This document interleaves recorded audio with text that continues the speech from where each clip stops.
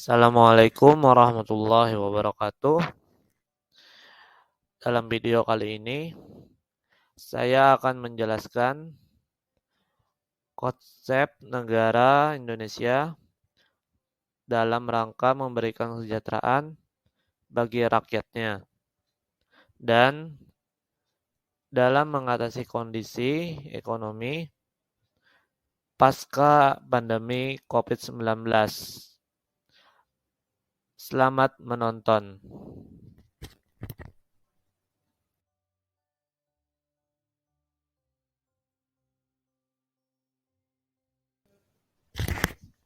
Konsep welfare state theory. Maksimalkan peran pemerintah. Sejak Indonesia merdeka pada tanggal 17 Agustus 1945 dan disahkannya Undang-Undang Dasar Negara Republik Indonesia tahun 1945 sebagai pijakan negara untuk memberikan kesejahteraan kepada rakyatnya.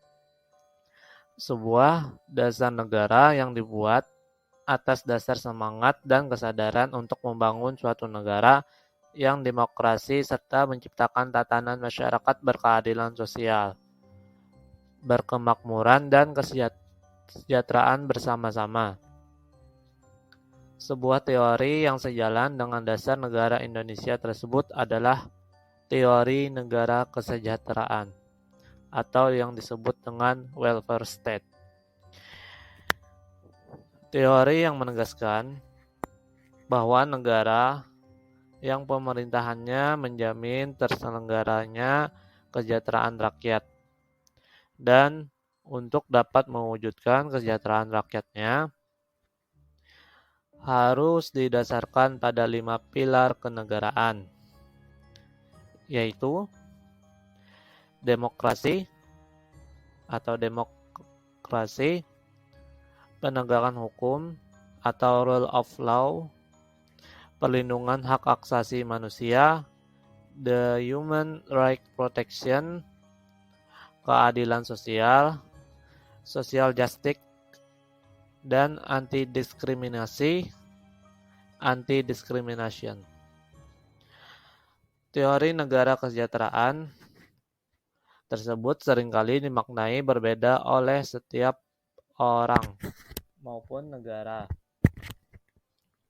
Namun, teori tersebut secara garis besar setidaknya mengandung 4 makna, antara lain, 1. Sebagai kondisi sejahtera, di mana kesejahteraan sosial sebagai kondisi terpenuhinya kebutuhan material dan non-material. 2. Sebagai pelayanan sosial, umumnya mencakup 5 bentuk yakni jaminan sosial, pelayanan kesehatan, pendidikan, perumahan, dan pelayanan sosial personal. 3. Sebagai tunjangan sosial, kesejahteraan sosial yang diberikan kepada orang miskin. 4. Sebagai proses atau usaha terencana, sebuah proses yang dilakukan oleh perorangan, lembaga-lembaga sosial, masyarakat, maupun badan-badan pemerintah untuk meningkatkan kualitas kehidupan melalui pemberian pelayanan sosial dan tunjangan sosial.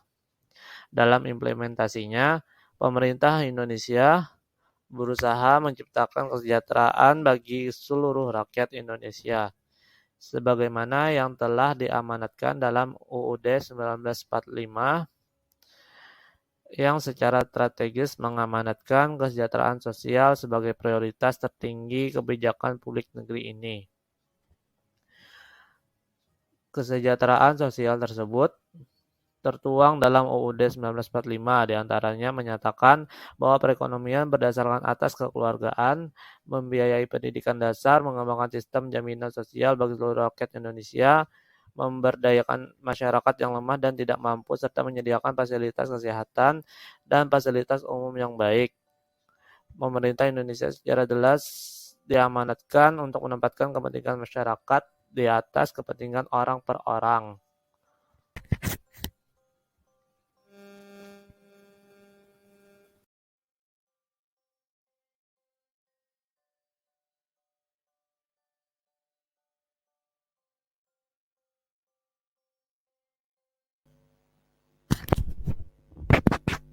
Selanjutnya, dalam mengatasi kondisi ekonomi pasca pandemi COVID-19, kebijakan yang dikeluarkan pemerintah untuk memulihkan ekonomi. Kita lihat dulu dari sisi latar belakangnya. Berdasarkan data dari BPS atau Badan Pusat Statistik, Indonesia mengalami kontraksi pertumbuhan ekonomi pada tahun 2020 sebesar minus 2,7%. Hal ini menyebabkan perekonomian Indonesia pada tahun 2020 mengalami deflasi atau penurunan drastis karena perkembangan ekonomi di Indonesia mempunyai pergerakan yang kurang stabil. Perubahan yang terjadi dipengaruhi oleh adanya pandemi COVID-19. Pemerintah Indonesia mengeluarkan berbagai kebijakan guna mengurangi rantai penyebaran pandemi COVID-19. Namun, kebijakan ini menyebabkan berkurangnya jumlah konsumsi rumah tangga dan lembaga non-profit yang melayani rumah tangga. Padahal kedua konsumsi ini sangat memberi pengaruh atas kontraksi pada produk domestik bruto.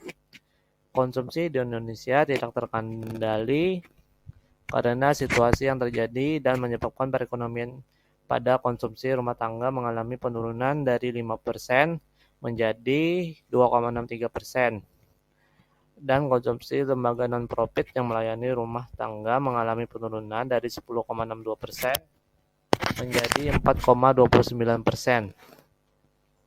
Konsumsi pemerintah mengalami penurunan dari 3,25% menjadi 1,94%.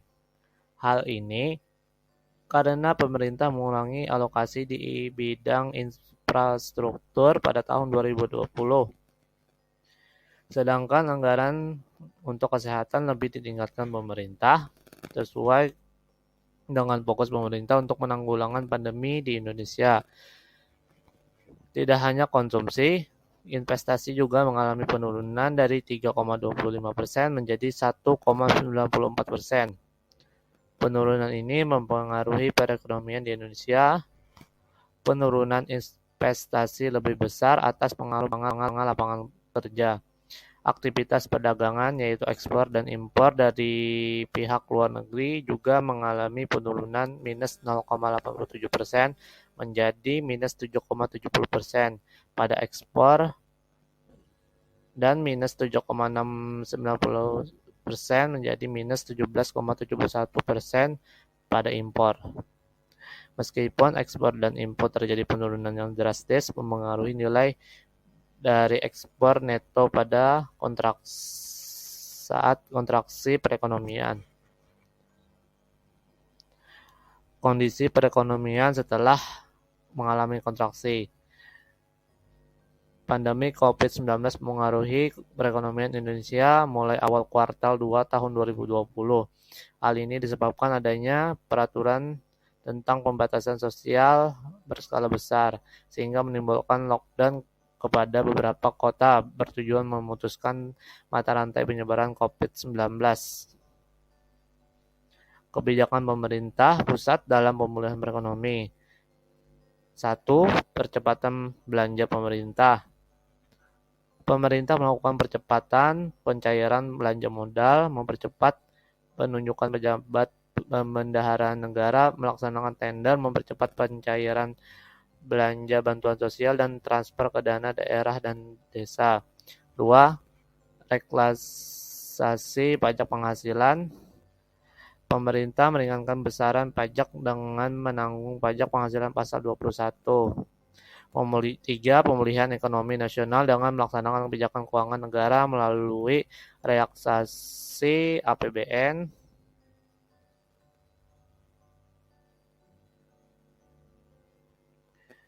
Relaksasi APBN mempersiapkan defisit yang dapat melampaui 3% dengan tujuan tahun 2023 akan kembali seperti semua ke level maksimal 3%. Relaksasi akan berkaitan dengan alokasi belanja antar organisasi, antar fungsi, dan antar program, serta mandatory spending. Relaksasi alokasi atau realokasi belanja pemerintah daerah. pemberian pinjaman kepada LPS, penerbitan